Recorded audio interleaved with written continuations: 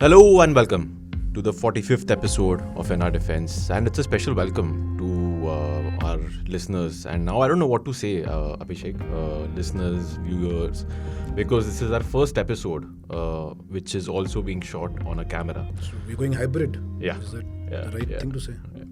I don't know this. I mean, this is a discussion I've had with our producer Anna lots of times because it just seems weird to call it a podcast then. So it's videocast. Yeah. It's just been clarified to me that it is a videocast. Onwards, if why somebody can't we wants to see our faces, if people don't want to see our faces, it's a podcast. Why don't you just call it a video then? I mean, why give all these fancy names? Podcast, videocast, whatever cast. I don't know, but it's something I think it's worth trying. For our dedicated listeners who've been following us for the last 45 episodes, if you want to match faces to our voices, you can check us out on, I think this will be put up on YouTube and soon other platforms like Also our website. Our website, india.in.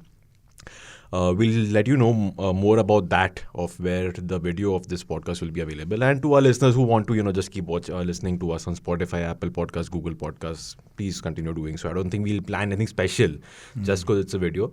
But we have something special. We have a guest. Oh yes, that is So, true. We have a I guest. think That's a good thing, special thing. But we'll keep doing what we do, just having chats about things to do with national security of various countries, international security. In our informal way, where I keep asking you controversial questions which you tend to avoid at times, I think. Do I? Yeah. So we have Ankit today. Yes. So for first, answering the controversial questions. So let's introduce our listeners to Ankit Kumar. He works with Abhishek and I at the India Data Group. And he specializes in what is known as OSINT, Open Source Intelligence, a term that I think became a rage in India during the Ladakh crisis a few years ago. I know it's been there for a while. I've known Ankit through his bylines because I've been working here for around 6 years now. So I've known his work since before. But it really took off mainstream, I think, in India during the Ladakh crisis because obviously Ankit had done some great stuff even then. Because you didn't have reporters on the border or the LSE giving you live visuals. So the only visuals you had were of satellite imagery taken. Because people like us were restricted to go to the places of confrontation. Yeah. So that is when it became a rage. But I'll briefly let Ankit talk about what OSINT is before we discuss what we have the kind of stuff that he does. Yeah. We know, but he can give a better insight. So, batao, Ankit. So I work closely with Ankit, and it's very fascinating, by the way. Thank you for all the great words. I will jump in right in, and I will start with the fact that there are no experts here, right? Well said. Anybody who says they are an expert on open source investigations or intelligence for that matter, I don't think there is an expert in this community. What the community does is they try and leverage the technology that is available. They try and put a sequence to things and whatever evidence that is available. Because we live in an age where if you see Ladakh or for that matter Ukraine, for example, you have this first war that is being fought in a 5G generation. Yes. You have a missile attack being covered by 5 or 6 different cameras. So that is what OSINT is. You can use whatever is available using internet, using any publicly available or commercially obtainable resource. To come back to the controversy. Sorry, just a small thing. Since we sort of make things very simple, so somebody who's not acquainted with OSINT, it's open source intelligence. Right. And I guess, what he said is just piecing together whatever you have available and trying to make sense of it. Just to put a bit of a context, the CIA, which is often considered to be the best intelligence organization, they have a dedicated OSINT unit. And in fact, those guys who started calling it OSINT, right? The CIA guys. Right, the intelligence guy, the government intelligence people. And the people who come from research background or journalism background, they now tend to use the word open source investigations because they would like themselves to keep themselves away from the government agencies. Right. So intelligence is often used by contractors, defense people, government people, and investigation. If you follow Bellingcat, which is the best, the gold standard of open source investigations. So they prefer to use the word investigations and not intelligence. So correct me if I'm wrong, Kit. You're saying that OSINT is actually an official platform of the CIA.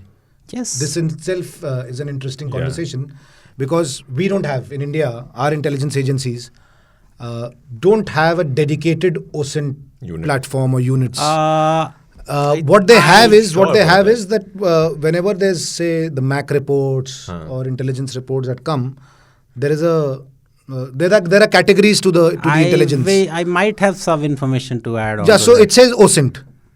Uh, Stuff that is OSINT is marked as OSINT. So that could also be your report. I can tell you. It could also be a news report done by you that will be put in the OSINT category. So it might not be as well structured as the CIA maybe. I can tell you as a piece of information is that there are different units of our armed forces establishment. I will not name the units. They have been trying Trying to do it. create different OSINT units catering to different segments. Military intelligence is one unit which has been trying to establish Yes. certain units in northern India. Yeah. There is still not a lot of clarity True. on how to go about it. There is no template, but there have been certain Attempts made. being made. I'm aware at least about certain because I was consulted. Somebody just an old contact. They reached out and they said, "This is what we're trying to do. What are the flaws and what are the suggestions that might work?" So there are attempts being made to leverage whatever information because there is a lot of information that is freely available, which can be used by the defense department. Yeah, very interesting. And when he was talking, I was remembered. So I think he's right when he says that OSINT is a very intelligence-y term because I think it's a follow-up of what's been traditionally known as HUMINT and TechInt, and then suddenly you now have OSINT, just like intelligence, but with human, by the way, is like human intelligence. TechInt is technical intelligence. So on the same lines, I'm guessing OSINT was termed. A little different, isn't it? A little different, I would say. Certainly not the classical human int. The classical human int is what somebody has seen or heard. No, I meant the This term probably past. comes from that the tendency to call everything Of course. acronym. That's what I meant. That's what I meant. The Yeah. category. Yes. That So it was of probably course, termed by intelligencies, right? But so anyway, how was your week? Let's come to the point, isn't it? We've discussed OSINT. Why we've discussed OSINT is we haven't. Yeah. Well, my week was good. I was away for some days. I was out of the country. So back now, and we might discuss my overseas trip. Maybe in our next or maybe the next on one of the episodes. Yeah, because actually this week a lot happened Exactly. everywhere, and I think we actually have a lot of ideas that we can always discuss in the upcoming episodes. So one of which my favorite moments happened yesterday. INS Vikrant. We've talked about this warship. MiG-29 and the LCA. LCA Navy landing on the deck. So I think it's a step for the warship towards full operational capability. But the most fascinating story, I think, of the week has to be the weird balloon. White balloon flying over the US. So that's why we were discussing OSINT, because a lot of the reporting on the balloon was courtesy OSINT.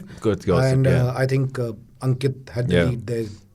Definitely across Indian publications and networks, perhaps maybe even globally. Yeah, and I'd also want to talk about, we won't break it for our listeners right now, unless they've not read the story, which was published on our website yesterday.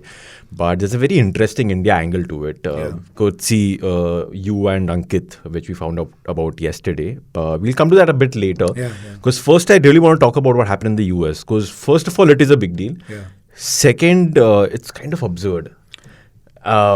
And Quite third, absurd, what's happened after that, personally, even I'm like, what the hell is going on? So I'll confess, I frankly don't have a very clear idea of what exactly was this. Yeah, neither do I. I think neither is the US right now. I think they have claimed that it was a spy balloon is what they're claiming. But I don't know how often has this been used. Are we victims of it? Is it similar to, say, the spy vessels that the Chinese often send in the waters. And in fact, even those spy vessels, they say that these are not spy vessels. They're meant for research. So, which is what they said about this balloon. So a similar kind of narrative was given here. So I think in that context, it leaves us with more questions than answers. What the hell was happening? In fact, if you go back to the conversation, what was happening in the community, OSINT community, nobody was questioning what the balloon was all about. People were questioning why the balloon. Right? My question exactly. Why the balloon, right? You have all those satellites. Why not some other platform? You have satellites in the space. You have TikTok, virtually run by the CCP in every American's phone. Why do you need a balloon at 60,000 feet? Why do you need a balloon in between a satellite 60,000 feet? And 60,000 feet, that's right. Which by the way, is almost double what normal commercial airliners fly. Almost double. 35,000. Exactly. This is 60,000. So the closest and the most acceptable theory that is close to a consensus is by certain experts is that it has got to do with the kind of intelligence that cannot be collected by satellites, and that has got to do with signal intelligence, right? Suppose we want to study how two systems that work on radio signals. Suppose there is a military aircraft or a drone for that matter, right? A drone communicates with its command center. Right. So what kind of radio signals, what actually goes into play when certain things happen? What is the pattern? I cannot study that with a satellite. Satellite is good for imagery, right? But maybe, and this is theory, we don't know. None of us are experts and none of us are definitely balloon experts, right? There were a lot of parallels being drawn as to is it back to World War One? Because balloons were in fashion when there was World War One. By the time World War Two came, there was those German fighter jets, Luftwaffe. So the only plausible explanation is that there must be a case of collecting decent signal intelligence. That's actually a very good point. So you're saying that it's more targeted towards communications, which is a more plausible, more acceptable theory that is being given. We do not know. Pentagon says it does not know yet because it is looking for the debris and then further analysis, study it. Well, that's another aspect. But this is a very good point. How will you find debris and things like that? That in itself is... So the Northern Command of the U.S. Armed Forces, they yesterday issued a statement. They said that they have figured out the zone.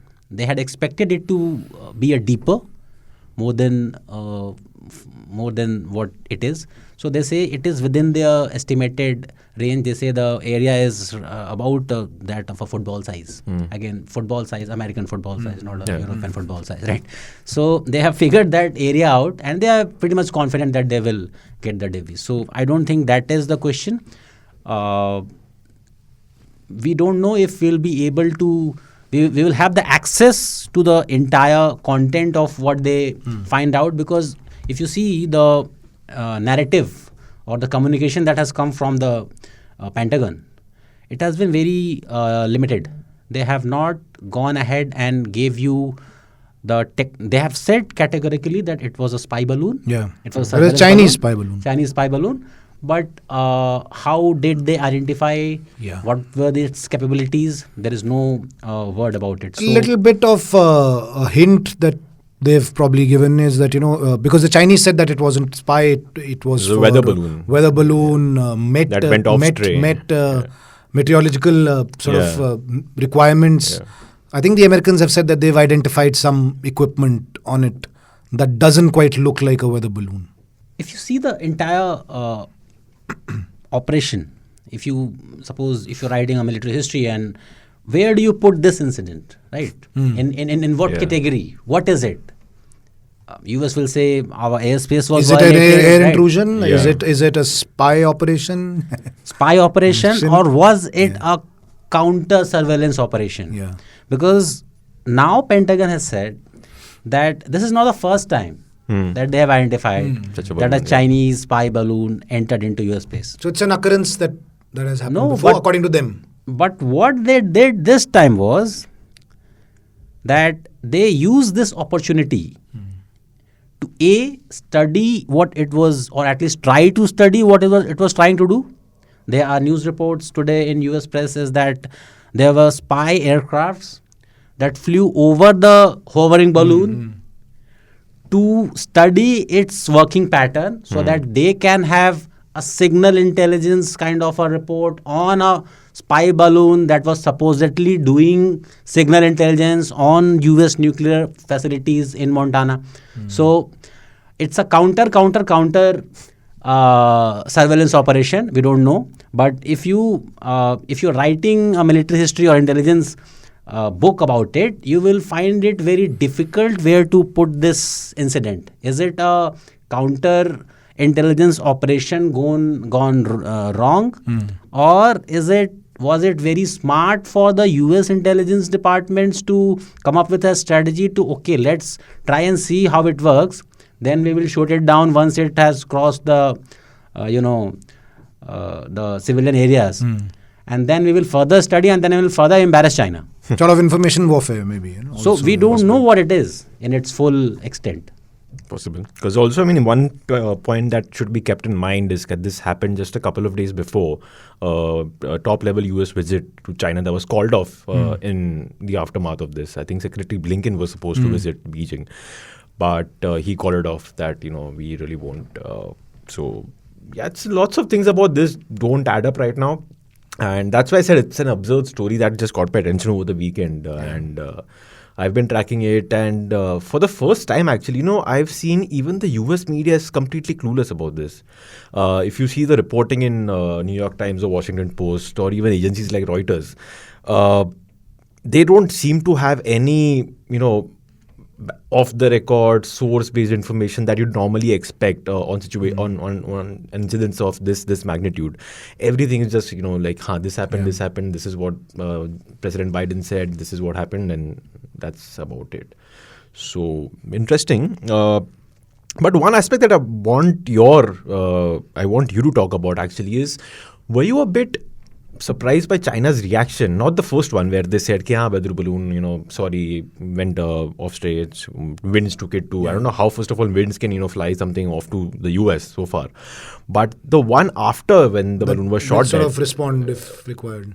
Yeah.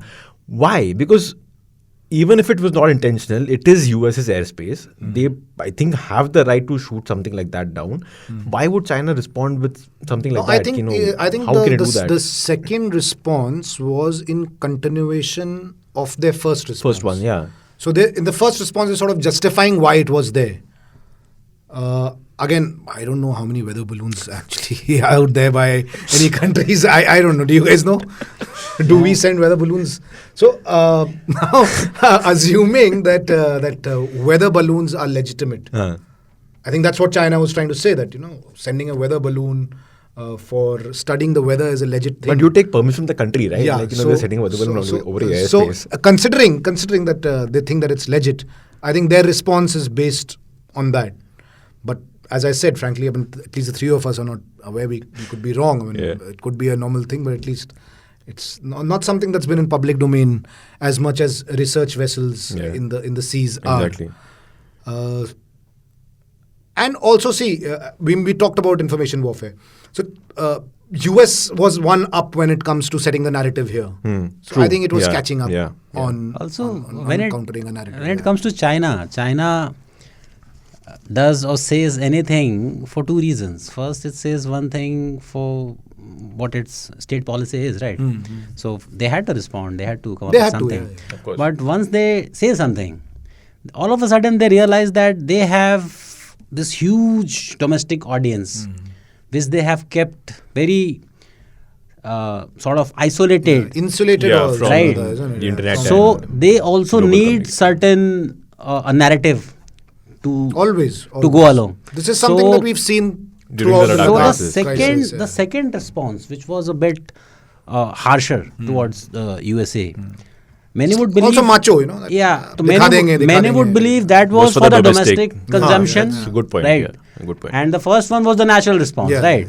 Yeah. Because they could not have said that this is not ours. So first was the natural response maybe, and the second was more directed towards the domestic consumption. Yeah, right. Right. I'd like to talk more on this subject, especially now coming to something that the two of you kind of broke yesterday evening. But we'll do that after a quick break. And while we take a break, to our listeners and now some viewers, please reach out to us. Let us know what you think of a discussion. On this particular note, actually, I'd want people to come in with their whatever opinion, speculation, thoughts, because for the first time, or I think for a rare time, this is a rare episode where Abhishek and I are talking about a particular incident about which even we are a bit confused, especially Abhishek. I mean, sometimes I am confused because I don't follow matters of defense that closely as he does, because that's a job requirement for him. But so lots of things on the air with this incident, and I'm guessing with what we're about to talk after the break. But listeners, viewers, you can reach out to us at 8588966996 or email us at pods@indiatoday.com. That's pods@indiatoday.com. We'll be back. For the last 30 years or so, these bailout packages from the IMF have kept coming. And as Indians, we have often heard that, Pakistan's economy remains in turmoil because their deep state, and like Geeta and I were speaking, our army administration is so fixated on diverting funds towards proxy terrorism and for fomenting trouble in the Kashmir Valley. Or corruption for that matter. Yes. Even in the civilian dispensation as also in the military. Do you think all the money that had come was used wisely? Was there any vision, Raza, in handling revenues and the money that was coming into Pakistan in ensuring growth? Because that's where I see a lack of vision, and not just political instability, but the larger problem of rampant corruption that has pervaded and allowed the country to come to such a state. I mean, I think it is where all of what you're saying is certainly are factors. But I mean, let me also clarify for you that I don't think that a lot of monies was being diverted towards terrorists. You see, unfortunately, a lot of these militant groups, especially like Pakistan itself, was a victim of these groups. They used to raise a lot of money through kidnappings and hijacking, etc. I mean, so there's a whole political economy. I won't go into that, get into that, but I think the biggest problem is not so much corruption, but the kind of subsidies and favors that Pakistani elites take from the state. For an in-depth analysis of pressing world affairs and geopolitical developments, tune in to Geeta's World. Catch us on Spotify, Apple Podcasts, Google Podcasts, and other audio platforms. Welcome back. Abhishek, I and our special guest Ankit Kumar, who works with us at the Indian Day Group, are talking about a ballooning crisis, so to speak. Well said. That happened this week with a spy balloon, supposed spy balloon, over the US, which the US shot down. So we've discussed about the spy balloon, and Ankit had made some very, very good points, I think. One with a point that I was wondering myself, that if you already are in an age where you have spy satellites, spy research ships, like you've said, why send this World War era sort of equipment, a balloon over the US? But where he said that it could be because that balloon could probably do things that a satellite can't, which is maybe track communications, which makes sense in this day and age. Like, for example, if you want to speculate, if China wants that capability to, let's say, cut off communication between US drones and their control center back there where the pilot is flying it, perhaps you'll need to know how they communicate to. So I think very good point. But now let's talk about a story that I noticed yesterday evening when I was in my online newsroom and just tracking whatever, and it popped up. The headline popped up. It was very interesting. It was by the two of you. which is that a similar looking balloon was recently, and I think a year ago as well, spotted over the Andaman Nicobar Islands.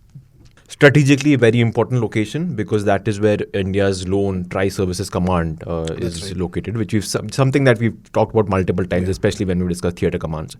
That's a model of how tri-services, both the all the three services can come together, Army, Navy and Air Force, and operate out of. For the last 20 years, the Andaman and Nicobar command is functioning as a tri-services command. More than 20 years, 2001 in fact. And the other reason that it's strategically important for India is that, and this is also something we've discussed, that it's part of this idea that if India cannot afford to have a third aircraft carrier, the Andaman Nicobar Islands can serve sort of as an offshore aircraft carrier. This is what late General Rawat had thought of. So you can have your planes positioned there, fighter jets that they can take off and expand their range as though they were on an aircraft carrier. But first, let's just talk about how you guys came up across this story. That's interesting. Because when I read it, I mean, it's not like it was not in the public domain there, which is what open source intelligence investigation, I guess, by the way. Videos of it were on YouTube by, I think, local residents. I think that's the two of us were just discussing. In fact, he told me that such pictures and videos have come out, isn't it? In fact, a local website had covered the story, right? Even last year when it happened, right? And when this incident happened in US, a lot of people were trying to piece together, in a sense that have they seen this kind of balloon before? When the incident happened, when an unidentified balloon was seen on 6th of January 2022, that did not make much of a sense to do a story for a, because again you didn't know what it is. You had no context unless the first week of February 2023, when the United States government said that this is a balloon, we think it's a surveillance balloon, and this belongs to China, and perhaps operated by the PLA, the People's Liberation Army. Right now, you have those YouTube videos. You have those similarities, right? The material is non-transparent. Most weather balloons that you will see in India, usually they are transparent. What we also did as part of the research of the story was that there are certain aggregators who try and collect data on what the research balloons are doing, right? So if there is a balloon that is being, tried or tested for research purposes by an academic institution or something, there is public data available, right? There are certain platforms, they collect data, you can go and search them. We did not find, even they could not find any background information regarding this sighting that we saw in Andaman. To put more context, we started looking for the incidents of programs or events or what was happening around that time. Right. So it just struck me that there was an exercise happening there. Okay. Around the same time, a tri-service. It was a pretty big exercise where all three forces, even the Coast Guard. So there were 4 forces and elite paracommandos, special forces, Shatrajit Brigade of the Army, and there were Marcos, multiple assets of the Air Force, Su-30, etc. Almost every element of everything the Indian military, that you would see the 3 services along with the Coast Guard working together with. So then we said that there's a lot of context to it, isn't it? And in fact, the two of us had a bit of a debate. So I was okay calling it a Chinese spy balloon. So Ankit said, we don't know that. Fair so I said, but the story is it is Chinese. Of course it has to be Chinese. Andaman mein aur kaun aayega? Pakistani thodi aayega? Sri Lankan thodi aayega? And to add a bit of a context to this, the Pentagon has confirmed that to their knowledge, they have seen such balloons used that's a good point. in South Asia. They have not pinpointed the location. Okay. But they have said... It's a bit of a corroboration. Right. Of it. And it's easy to say that it has to be... either it's your own doing something or it's the Chinese.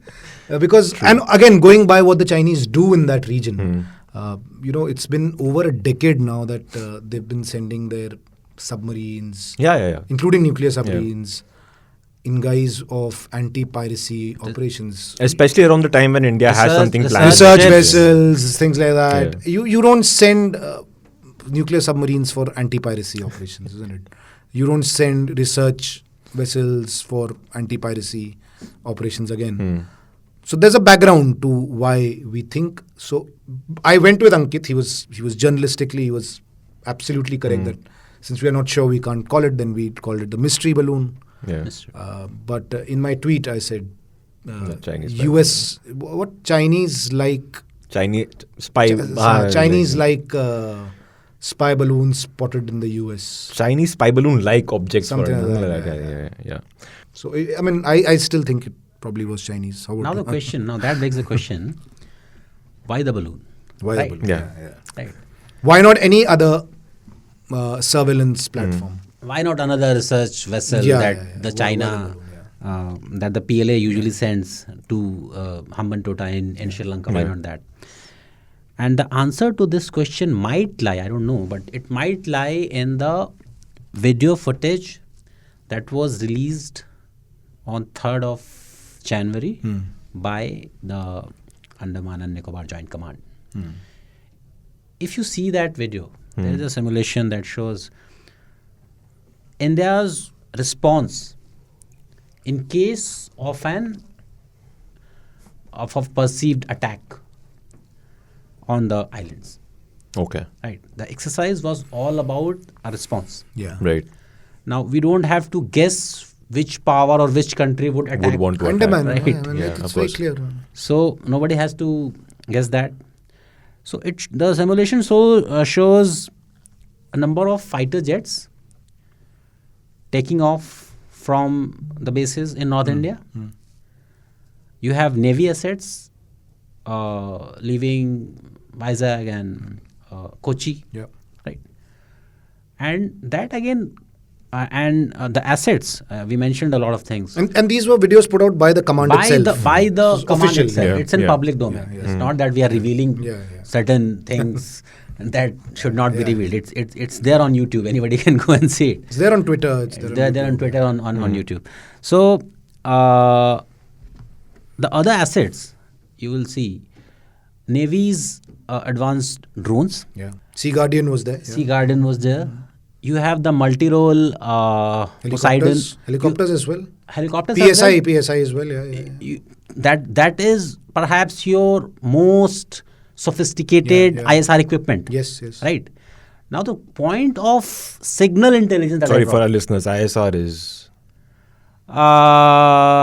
is surveillance and reconnaissance. Okay. Yeah. So when you assign certain capabilities to aircrafts, there are different segments of collection of intelligence. So for us, let's just keep it to surveillance. Collection of intelligence and right. surveillance. Okay. Right.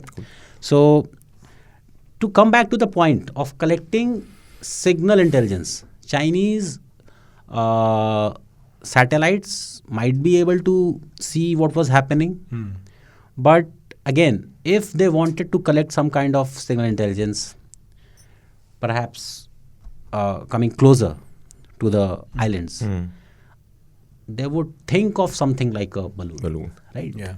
So, although it might appear very useless or might appear very old or redundant, but balloons in such cases, right, they might be perhaps the best asset that you would want. One thing that we know for sure, courtesy our United States Department of Defense officials, they held a press conference on 4th before it was shot down. So they confirmed that the balloon that was seen over the US airspace, it had the ability to maneuver. Yeah. So the fact that you witnessed the sighting was made on 6, that does not mean that it could not have stayed in the airspace in the areas close to Andaman and Nicobar Islands for a longer time. Because they also confirmed that it had the ability to maneuver and it did change its course while it was in the US airspace. Yeah. It was not drifting. Yeah. Right. So there was a bit of a gap between the exercise and the sighting. There was good 2 weeks. 10 days. 10 days, almost 10 days of gap. So the balloon, such balloons, if it was the same balloon that was, or a similar kind of a balloon that was seen in the US, those balloons have this ability to maneuver themselves. They could, kind of keep a certain circular path or something, and they can hover around a given area. So that window is also very suspicious. Right. Also, if a balloon is brought down, so vis-a-vis, say a drone or some other sophisticated platform, does it hurt less? That brings I think that's a good point, actually. I don't know. Yeah. No. That brings two questions really. One is a very serious question. Can Everything is serious here. no. Second is more serious, right? I'm not. So the serious question is, can a drone fly that 60,000 That high. mark level? I think it's and difficult. still- 60,000 and feet is still difficult. be able to, right? So that is a serious question. The more serious question is, perhaps one of the best or most sophisticated air assets that you have, F-22 Raptor, Yep. the United States has, was right? pressed into action. Pressed into action. Suppose you call sign was Frank 1. Frank 1, I'm told, is named after a US Air Force pilot Yeah. who shot down a balloon back in his day when shooting down balloon was a thing. Yeah. It's not anymore. Yeah. So imagine yourself being a US Air Force pilot pressed into action. The entire country is, in fact, the entire world is watching. And you have this history where your predecessors, the earlier versions who flew the different kind of, perhaps the less sophisticated fighters, they have shot down the MiGs or whatnot in Middle East or somewhere else. And the first kill that F-22 Raptor, this great Is a balloon. fighter, right, managed to shoot for the history books, it's a balloon. It's a balloon. So this is the most serious question. What happens to the reputation of F-22? I'm not joking. Yeah, it's a good point. Yeah. Because the day and age we live, right? Yeah. There might be another generation. We already have F-35, right? There might be another generation. So this might be the last kill of F-22. It's a balloon killer, balloon hunter. And there's this tradition that, pilots would flaunt their kills, right? Yeah. Into badges Yeah. or Yeah, some kind emblems of or whatnot. memorabilia, Yeah. things like that. Yeah. So that begs the question: what kind of? So yeah, maybe a balloon as a badge or something. So that's why I said it's a very serious question, right? No, it is because I think it happened with the Indian Air Force. I think the squadron in which Abhinandan Varthaman flew. I think they were named Falcon Slayers, if I'm not wrong. After it shot down the F-16, and I think the F-16 They was have put a- on a badge, or on the badge. So yeah, serious question actually. The balloon slayer. Balloon slayers or something like that. Yeah. It's so weird. I mean, and I think 10 episodes ago, we were talking about this viral video between a fight of Indian and Chinese soldiers, where we almost the same thing. In this day and age, you have nuclear weapons powers and it's a beating each other with street fight. sticks. Yeah. Street fight. And today here we are talking about balloons when you have rockets going up till at least Mars right now, Yeah. and soon I don't know where. So. But balloons could be effective. We don't know. Yeah, actually, I mean, yeah. So I think what I've understood from Ankit in this episode is actually a very good point that it might look silly, it might seem silly, but it might just be very well effective. It can do that one thing, yeah. It can do that one thing that a satellite can't, that a research ship can't. So Yeah, it's like one of us, really, right? We might look silly, Yeah, we might exactly, look but that we important. might have a day, isn't it? yeah, But exactly, we We might have a day. So. Yeah. So I think fun chat. Final thoughts from the two of you. Do you think we'll be seeing? Before that, actually, I want to ask you. No chatter about this in the Indian defense establishment? Not really, actually. That surprised me as well. Because if you're having a high It stakes, surprised me, and especially the story that we discussed that we did yesterday. yeah, I mean, it does That impact should have, us yeah. in a big way. especially because there was a high stakes exercise going on. So I'm guessing everything would have been on alert on that. Yeah, on the, but on the island. I mean, there is interest. I wouldn't say there is no interest, but it's not to the level where that they are saying that something really weird has happened. So maybe these things exist. I mean, that's another way of Yeah, looking maybe at it. it's like we don't know about it, but they've known. There's for a something while. that actually has escaped the journalistic radars that we have. Yeah. Maybe. Quite Yeah, possible. yeah. Quite possible. Because I mean, see, if someone told me that you have a Chinese spy satellite flying over India right now, I wouldn't be surprised. Yeah. Because I mean, हाँ होगा तो balloon भी maybe उनके लिए वैसा है कि हाँ ठीक है हमारा भी वहाँ पर है कोई बात नहीं. Right. So you, Ankit, do you expect to see more balloons over skies of any country? I don't know. I don't think balloons are going to be in Chinese fashion of geopolitics for some time, because I believe heads will roll, should roll, because what we have read so far, there was a lot of attempts being made for this special trip by the US government officials to China. Yeah. And it all blew up because of Yeah. this balloon incident. Yeah.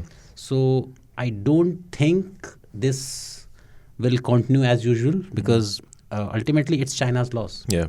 Nobody else. And also a loss of face. I mean, the point that Loss he of made face, earlier, loss because of face. China is a proud country. Whether it was a spy balloon or not, Yeah. it is a loss. Chinese of face. asset has been shot down by the US. So they might have to discover something else, maybe horses or dolphins. We don't know. Yeah. Because we have already passed World War I, right? Yeah. So where do we go from here? We have to go back to Back even perhaps further. Dolphins, horses, or something like that. Yeah, right. But jokes apart, I think a fun episode, and Ankit made, I think, was a good first special guest. I think Definitely, brought some great insights. Yeah. We'd like to have Ankit more. Yeah, definitely, because he definitely answered some of the questions I was having over the weekend. Why a balloon, for example? Yeah, I Good have one points. last question though. Question or your thoughts or your No, I have a insight? question. You're not Already supposed to ask pehle questions. episode pe he wants to ask Questions. ask You are the questions. guest. You are the expert. You are the specialist. No, nobody's an expert here. And my question. You started No, with this. my question is the one that I asked before the show started. Why is there only one cup, and that too for the host? We don't deserve tea, coffee. If I am the guest, right? He should have been the first one to get it, isn't Actually, it? I know. There's no incentive for him. We'll to take it come up with our again. producer, I think. The And first, also, we need to. It's a bit of an advertisement and endorsement for Teen Tal, which is the My number sister one podcast and the company, number one yeah. podcast probably in on the Ask Tech genre. In Radio. that genre, Yeah. it's fun. So we don't have anything like this for us. True. So anybody who is watching this on YouTube, maybe depending on your views and likes, we might in next episode I might get a new coffee or mug or whatever he's And having. it should say in our defense. So definitely. So now that we have video, we Right, need definitely these more. props, right. isn't it? So, Yeah. so we might be able to have one of these for. I think Right. definitely take this up with our producer Anna. Some serious. Anna would be under feedback. pressure. Yeah, I know. That was her idea to start a video, so I Exactly, mean, yeah. not our fault. I mean, Exactly. now that she's gotten us hooked onto it, we're not going away.